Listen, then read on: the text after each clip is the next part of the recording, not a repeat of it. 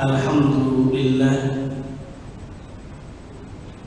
alhamdulillahilladzi amarna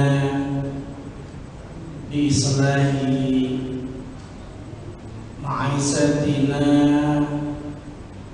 linaili sa'adah wa ridha.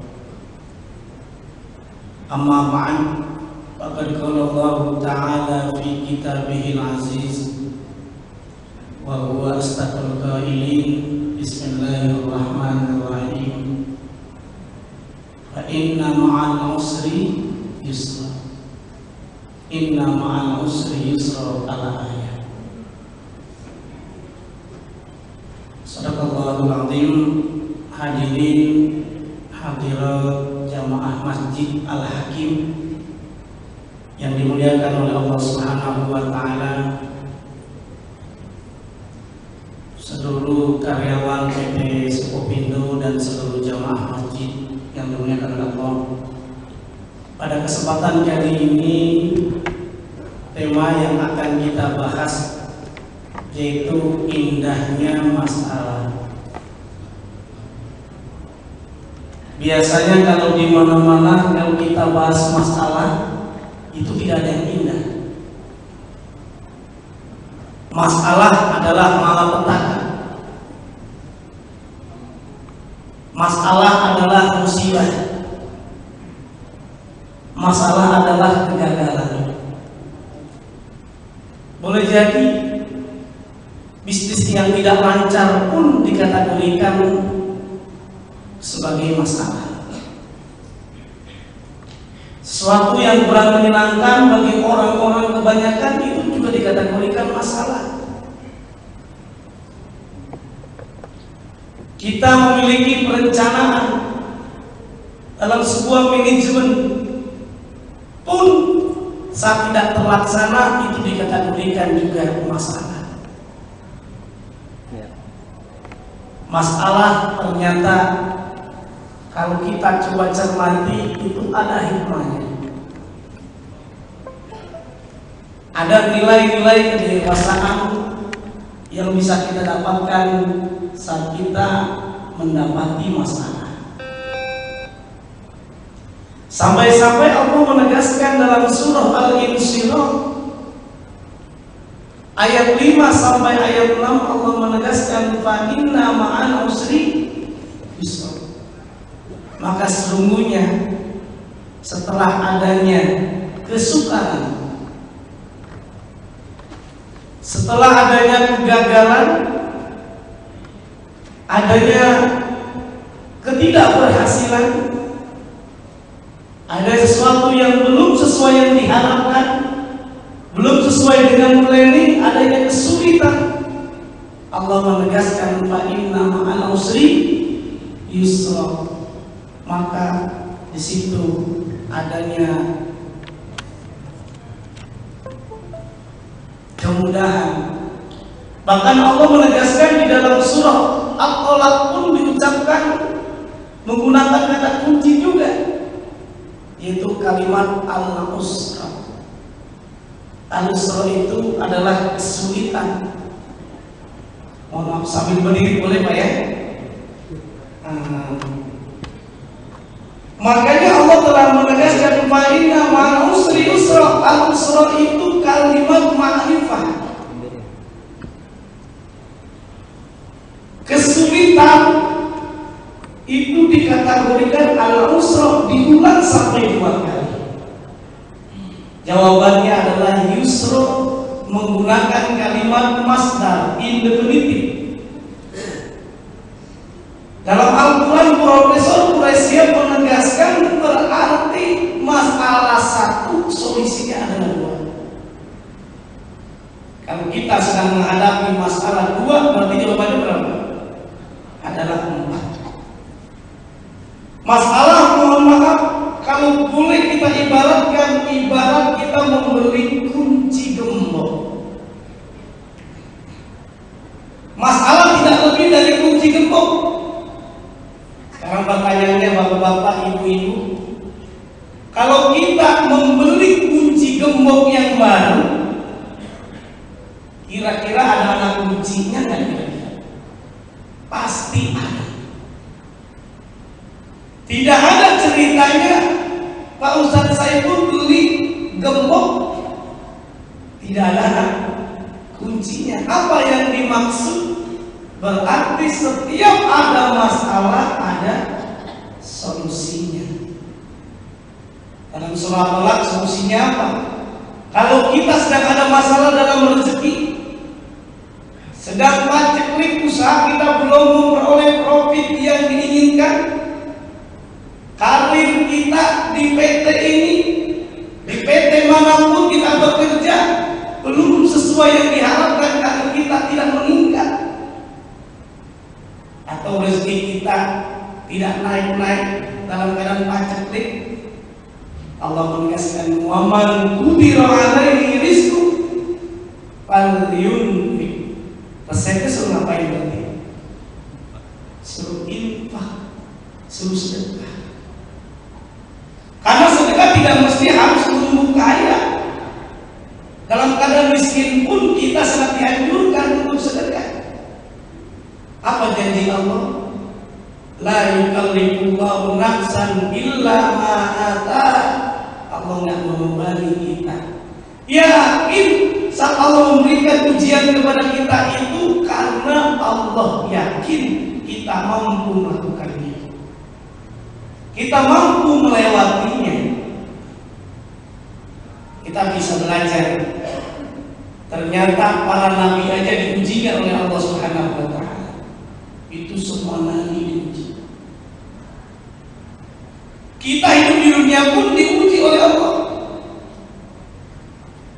Kita punya anak yang masih bayi, dia mau belajar merangkak, belajar berdiri, pasti ada kesulitan baginya. Anak kita masih usia berapa tahun? Belum sampai setahun, 9 bulan, 10 bulan mau belajar berjalan, mau belajar berdiri, itu melewati kesulitan. Kesulitan boleh jadi jatuh, palanya minggir. Tapi ada catatan, kita bisa belajar dengan anak kita yang masih kecil, bayinya masih kecil. Ternyata resepnya bukan hanya infak, tapi apa? Solusinya, kalau kita ada masalah harus bersungguh-sungguh. Seperti bayi yang tadi mau belajar berdiri, belajar berjalan. Kalau dia tidak bersungguh-sungguh, saya yakin boleh jadi kita diantaranya belum bisa berjalan. Karena kenapa? Udah mentalnya tidak semangat. Saya kalau pada usri yusra, maka Allah akan jadikan kalau sulit, kalau sukar, kalau tidak ada masalah, pada usri yusra Allah jadikan yang awalnya sulit menjadi mudah. Bukankah kita dulu bapak-bapak sebelum pintar mengendarai mobil pasti nabrak-nabrak dikit, pernah dong? Ya pernah. Naik motor kita belajar dulu. Bukankah kalau kita lihat sirkus itu naik ke atas itu melewati tambang, itu karena melatih keseimbangan. Saya Allah banyak serius, ada yang perlu dicermati. Kita bisa belajar dalam Al-Quran itu pengungkapan kata al-usra itu sampai 4 kali. Kalau ada sulit, maka dalam Al-Quran yusra, kemudahan disebutkan dalam Al-Quran yaitu 6 kali. Makanya bapak-bapak, ibu-ibu yang dimuliakan oleh Allah Subhanahu wa Ta'ala, pasti ada hikmahnya. Kita harus berbaik sangka kepada Allah Subhanahu wa Ta'ala. Bisa dicek di dalam surah kedua. Surah kedua surah apa nih Pak? Surah Al-Baqarah ayat 216. Apa bunyi firman Allah Subhanahu wa Ta'ala tersebut? Boleh jadi sesuatu itu kita benci, gagal maning, usahanya nggak lancar, rumah tangganya berantem. Wa asa an takrahu syai'an, boleh jadi sesuatu itu kita benci. Wa huwa khairul lakum, ternyata sebetulnya itu baik, pelajaran buat kita semua. Sebaliknya, wa asa an tuhibbu syai'an, boleh jadi kamu senang kepada sesuatu, padahal apa kira-kira? Wa huwa syarrul lakum, boleh jadi itu buruk buat kita. Wallahu ya'lamu wa antum la ta'lamun. Apa? Karena kenapa? Kita nggak tahu ilmunya. Allah yang Maha mengetahuinya. Kita bisa belajar dengan sahabat Rasulullah yang bernama Abdullah bin Ummi Maktum.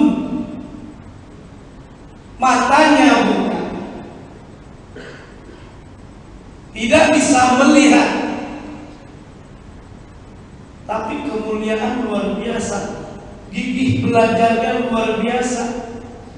Sampai-sampai dalam riwayat dijelaskan dalam hadis riwayat Imam Muslim dan Bukhari, muazzin yang sangat disenangi yaitu dua, bukan hanya Bilal, tapi Abdullah bin Ummi Maktum yang matanya buta. Dia semangat belajar luar biasa.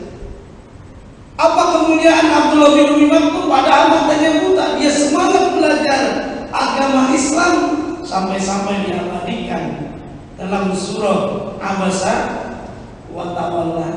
Nabi pernah ditegur oleh Allah Subhanahu wa taala saat berdakwah di tokoh pemuka Arab, tokoh Quraisy.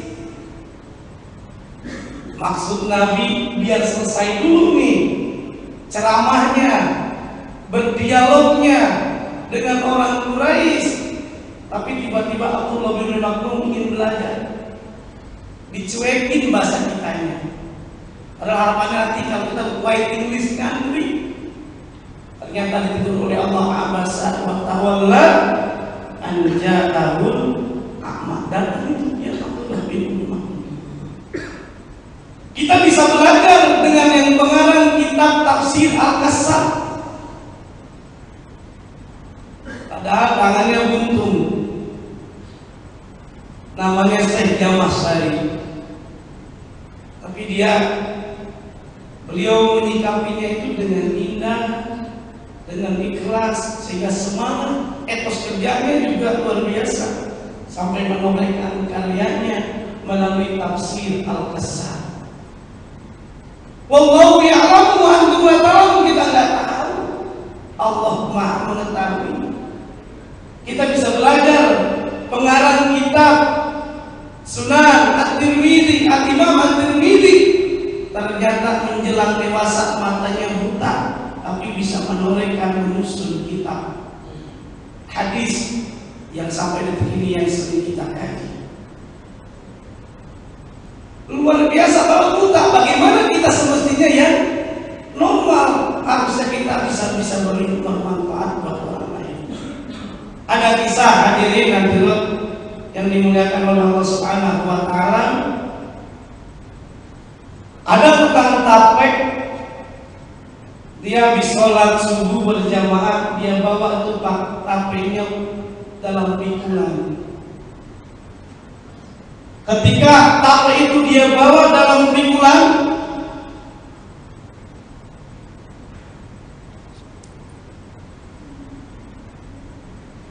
ternyata hadirin hadirat yang dimuliakan oleh Allah, di luar perkiraan saat dia jalan-jalan mau melewati sungai, melewati sawah, pikulannya patah. Kalau boleh role play, bermain peran, bapak-bapak ilustrasikan sebagai tukang tape. Tape itu bapak bawa setelah dari masjid mau ke pasar, tapi tiba-tiba dalam perjalanan patah. Kira-kira apa yang terjadi kita? Pasti ada ucapan kita kesel. Betul Pak ya? Bukan hanya patah, ternyata tape yang di depan tercebur ke sungai dan mengalir, tidak bisa diambil. Tape yang satunya lagi di belakangnya tercebur ke sawah, yang di depan ke sungai, yang di belakang ke sawah. sudah lumpuh dan tidak bisa selamatkan. Gimana kira-kira Pak kalau perasaan itu adalah Bapak sendiri sebagai tukang tampil, kira-kira gimana? Kecewa. Ya Allah, ini modal saya satu-satunya. Melalui tampil saya mau untuk membiayai anak saya, tapi modal ini hilang ya Allah. Boleh jadi sering kita, di mana keadilanmu ya Allah? Gitu sering kata. Boleh jadi berburuk sangka kepada Allah Subhanahu wa Ta'ala, padahal menjelaskan Allahu ya'lamu wa antum la ta'lamun. Allah Maha mengetahui. Rupanya apa yang terjadi? Dia pulang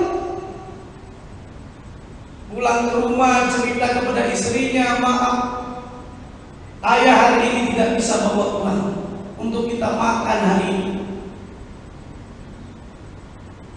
Sama istrinya juga sedih, tapi ingat, karena dia rajin jamaah, dia rajin sedekah.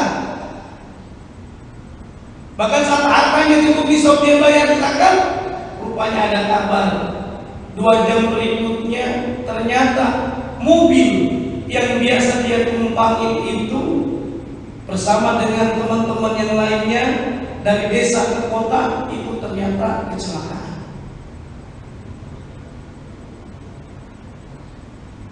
Kawan-kawannya banyak yang meninggal dunia, bahkan ada yang sampai sakit keras, ada yang patah-patah. Mendengar kabar seperti ini, kira-kira gimana Pak? Pertama sedih ya, temennya. Nah, yang kedua pas ucapan alhamdulillah untung ikulan saya patah. Bagaimana kalau seandainya pikulan saya tidak patah, boleh jadi saya ikut meninggal dunia.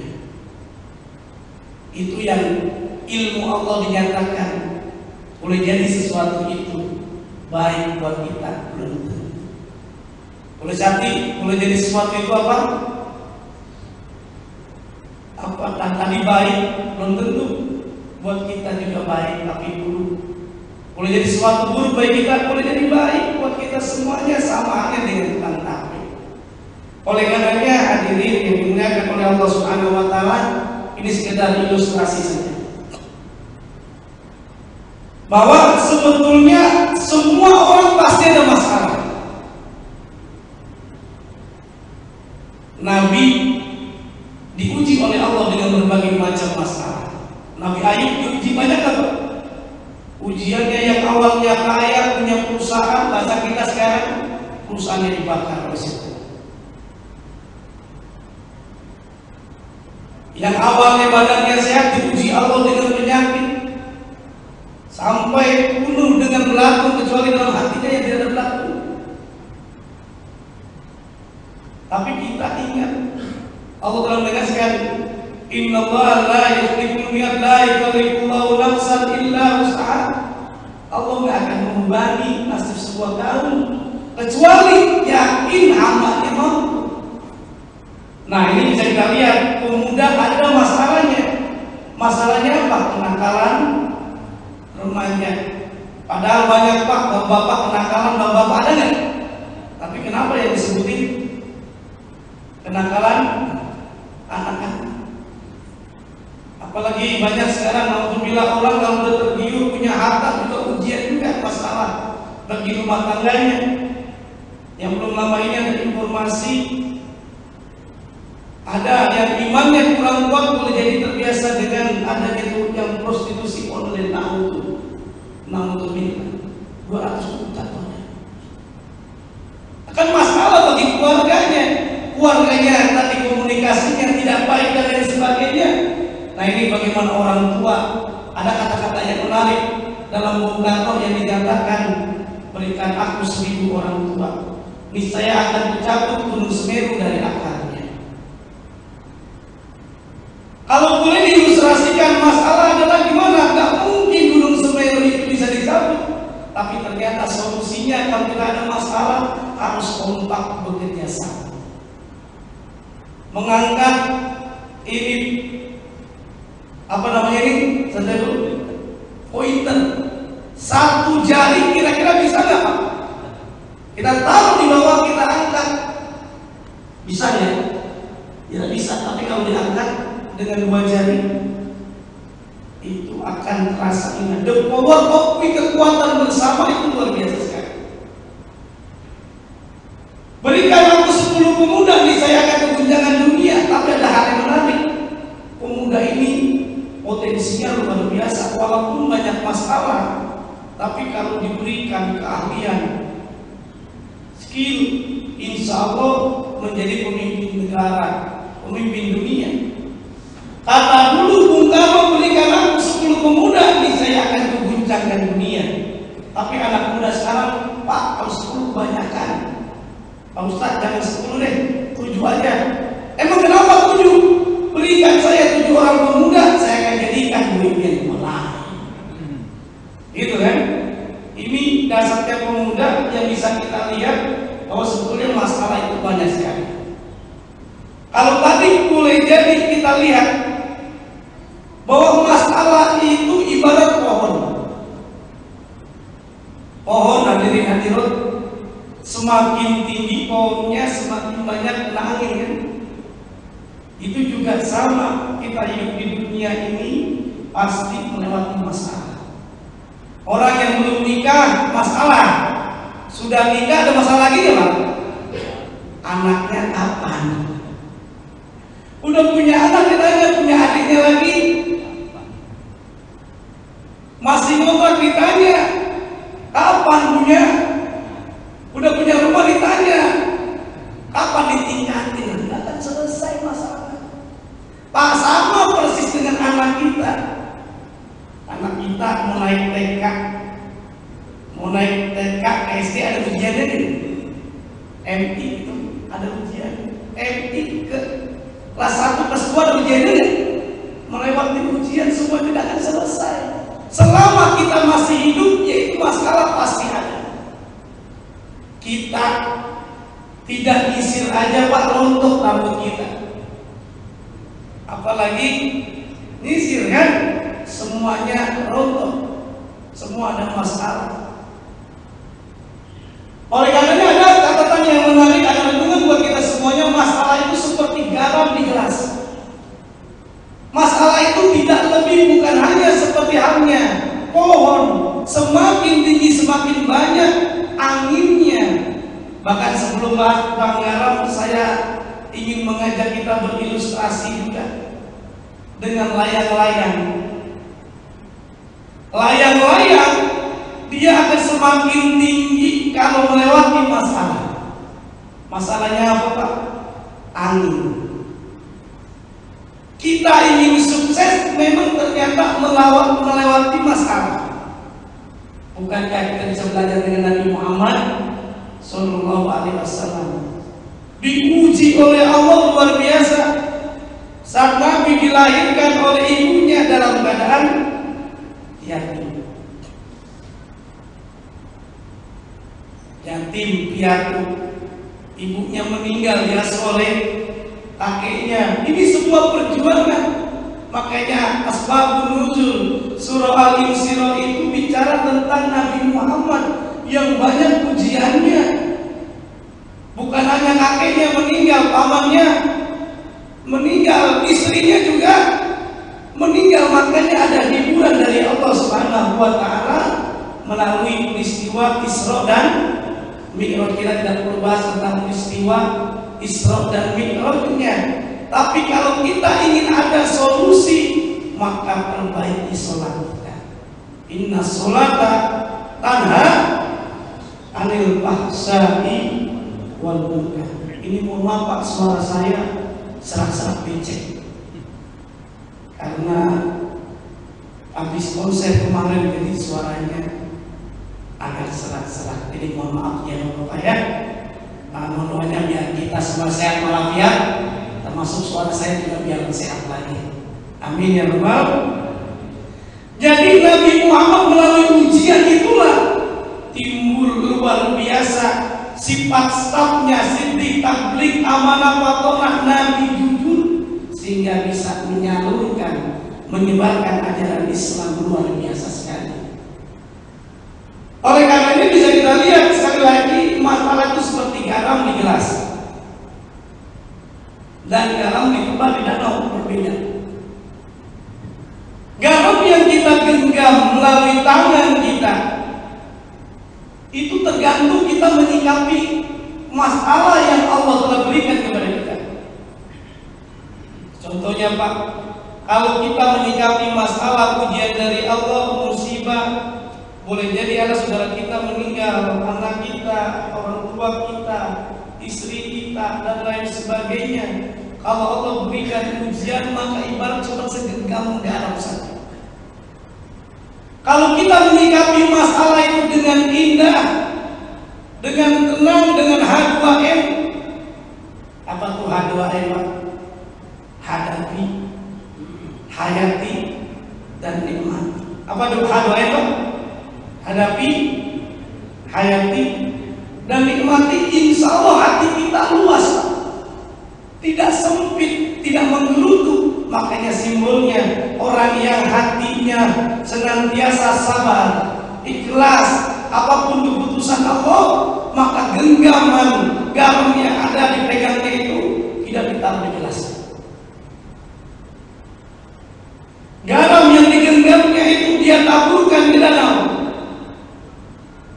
yang airnya jernih bening, kemudian diaduk itu air danau.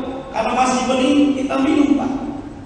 Pertanyaannya, garam asin, air danau tidak asin. Kalau dicampur air garam yang segenggam di dalam danau kita aduk, kira-kira air danau asin nggak kira-kira? Tidak asin. Apa sebabnya?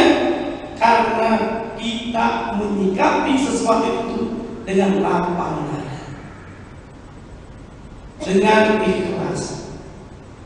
Karir belum naik-naik, sabar, belum waktunya. Kalau yang tidak sabar, berapa banyak yang mengharapkan berbagai macam cara. Ketik rek spasi, datang ke Mbah Dukun. Nah itu termasuk orang yang berdagang juga, karena jualannya nggak laku-laku, akhirnya dia datang ke Dukun. Ketik rek spasi, gitu kan. Oh, bapak lahirnya hari Selasa, nggak cocok kerja di air. Dia jualannya cendol berhenti. Dukun nyusahin. Karena kenapa? Hatinya belum ikhlas dia terima saat Allah berikan masalah, ujian. Sebaliknya, kalau dia menggunakan H2M, hadapi, hayati, dan nikmati, sabar, ikhlas, maka saat dia menghadapi masalah, maka garam yang segenggam itu tidak dibuang, ditaburkan ke danau, tapi dibuangnya kemana? Ke gelas Pak, diaduk dan kita minum. Kira-kira rasanya gimana tuh air bening Pak? Terasa asin. Allah uji dengan kita penyakit, Allah uji tadi banyak masalah, keluarga, masalah di kantor dan sebagainya. Kalau kita tidak ikhlas, kita tidak lapang dada, boleh jadi kita berdosa. Segala masalah bagi hidup itu seperti segenggam garam tadi, tidak kurang tidak lebih. Hanya segenggam garam banyaknya masalah dan penderitaan yang harus kita alami sepanjang kehidupan ini sudah dikadar oleh Allah Subhanahu wa Ta'ala. Sesuai untuk dirimu, jumlahnya tetap segitu-gitu aja, tidak berkurang dan tidak bertambah. Setiap manusia yang lahir di dunia ini pun demikian, pasti melewati masalah. Kalau namanya kita masih hidup, pasti lewati masalah. Meninggal dunia ada masalah lagi kan? Meninggal dunia ada masalah lagi, ditanya nanti kan sesuai dengan amal perbuatan kita. Oleh karenanya Bapak Ibu yang dimuliakan oleh Allah Subhanahu wa Ta'ala, semua tergantung dari kalbu kita, hati kita. Kalau kita ingin menyatakan masalah itu indah, nikmat rasanya, resepnya tadi hati kita menerimanya dengan ikhlas, lapang dada. Yang menabungnya jadi supaya tidak merasa menderita, berhentilah jadi ikhlas. Jadikanlah kalbu dalam dadamu itu jadi sebesar danau dengan H2N, hadapi, hayati, dan nikmati. Tadi sudah kita singgung. Masalah itu ibarat gembok tadi. Jadi setiap ada masalah pasti ada solusinya. Di dalam kitab Al-Asbah wan Nazair, Al-Imam As-Suyuti mengutip kaidah dalam fikih, dinyatakan al-masyaqqatu tajlibut taysir. Segala sesuatu itu yang sulit, yang sukar, pasti ada kemudahan. Idza dawat kita saat, apabila urusan itu sulit, maka menjadi mudah kalau kita bersungguh-sungguh. Man yada wajadah, barang siapa yang bersungguh-sungguh pasti dapat. Kita bisa belajar dengan namanya Al-Imam Ibnu Hajar, pengarang Bulughul Maram. Dia belajar bertahun-tahun di pesantren, ternyata tidak bisa, nggak paham-paham. Kalau boleh jadi, mohon maaf, kita punya anak nggak betah di pesantren, kabur. Ternyata Imam belajar itu kabur juga, bingung di bertahun-tahun nggak dapat. Rupanya terinspirasi, kabur ke goa. Terinspirasi dengan apa Ibnu Hajar? Rembesan air. Rembesan air yang ada di gua itu menetes ke batu. Logika manusia tidak masuk akal. Air benda cair, batu benda padat, kalau diadu bisa? Nggak akan bisa. Tapi luar biasa, setetes demi setetes lama-lama bisa membolongi itu karang batu. Oh, ternyata kalau kita ada masalah, insya Allah Allah berikan jalan keluar. Bukannya banyak pengusaha-pengusaha yang sukses awalnya berangkat dari gagal, from zero to hero, dari nol menjadi sukses. Sahabat Abdurrahman bin Auf gak punya apa-apa bisa sukses karena bersungguh-sungguh. Manjada wajada. Termasuk kalau kita ingin menyikapi masalah, yakin masalah itu ibarat gembok. Hidup itu pasti lewati masalah.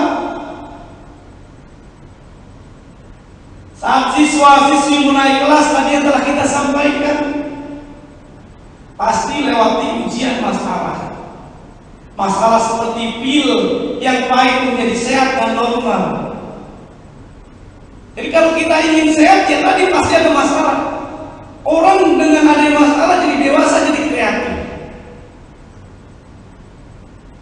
Betapa bisa kita lihat pengusaha-pengusaha di Indonesia, sampah bagi kita masalah nggak, Pak? Sampah mau gunung itu masalah. Bagi orang yang kreatif, masalah itu menjadi penghasilan. Sampah jadi apa, Pak?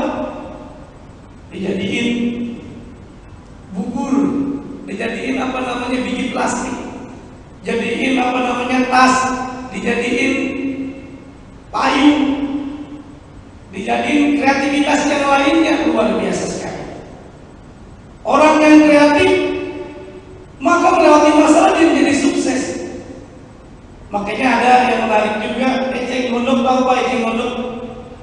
Eceng gondok kan masalah bagi orang yang miara empang,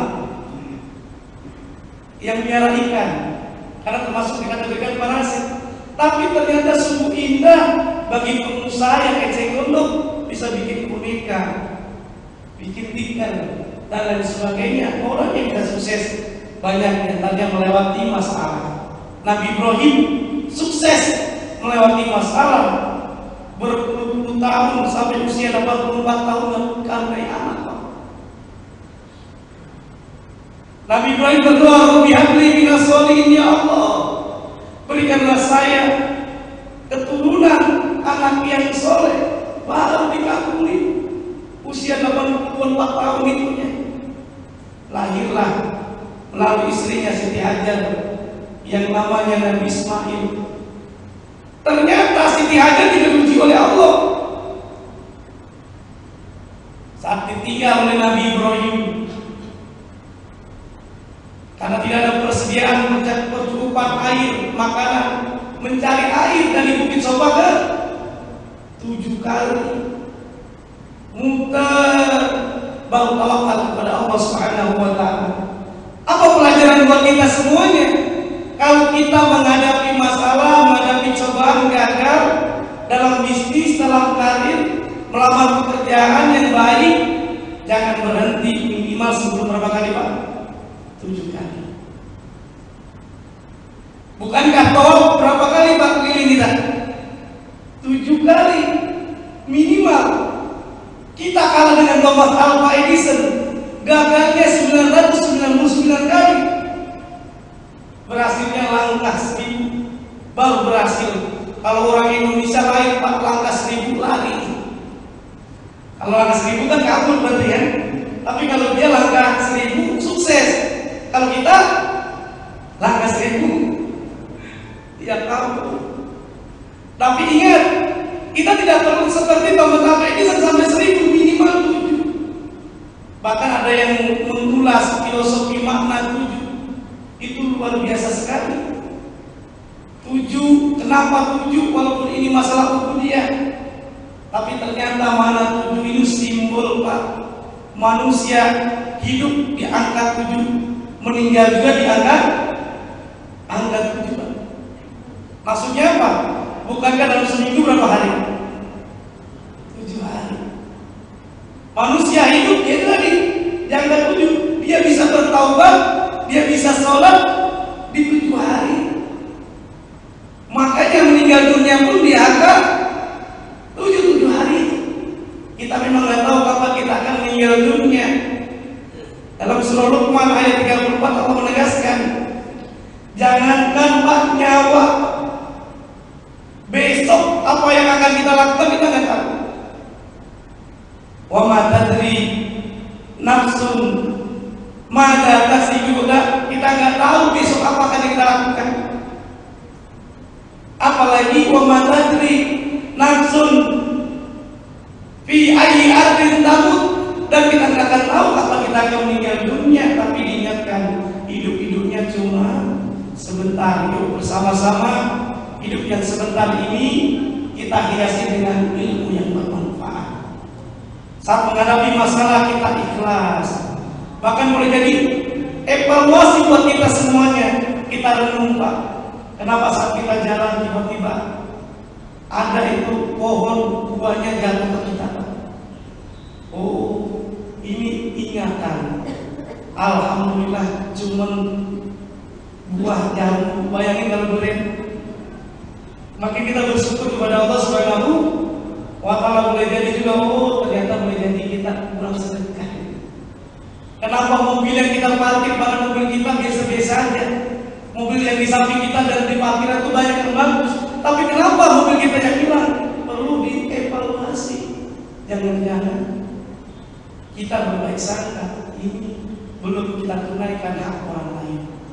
Orang yang menyikapi dengan indahnya masalah, insya Allah dia akan melejit kepada yang sukses. Almarhum Mbok Sadino, dia kan berangkat dari gagal terus.